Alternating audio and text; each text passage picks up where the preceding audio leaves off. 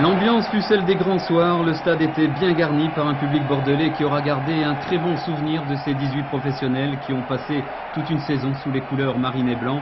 Très bon souvenir également chez tous ces joueurs et en particulier pour Raymond Domenech, pour qui ce match contre les Britanniques était un match de revoir avant son départ pour Mulhouse où il sera entraîneur et joueur.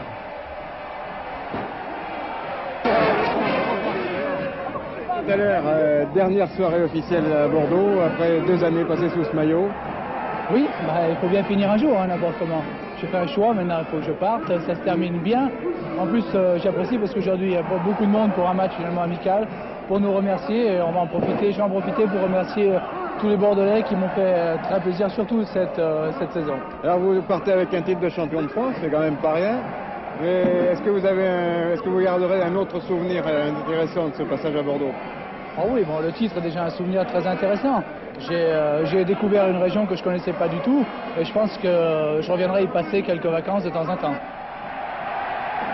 Le match contre les Britanniques de Southampton ne fut pas d'une grande tenue. 4e du championnat d'Angleterre, les Anglais ont été dominés territorialement, mais restés dangereux tout au long de la rencontre.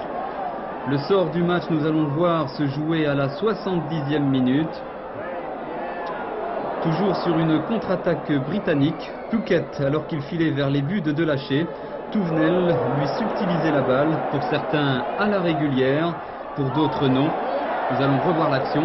Toujours est-il que l'arbitre bordelais devait siffler le pénalty, décision très contestée par les Girondins et le public, mais rien n'y a fait, le pénalty transformé, ce sont les Anglais qui remportèrent ce match 1-0. Et voici le pénalty, transformé par les Britanniques.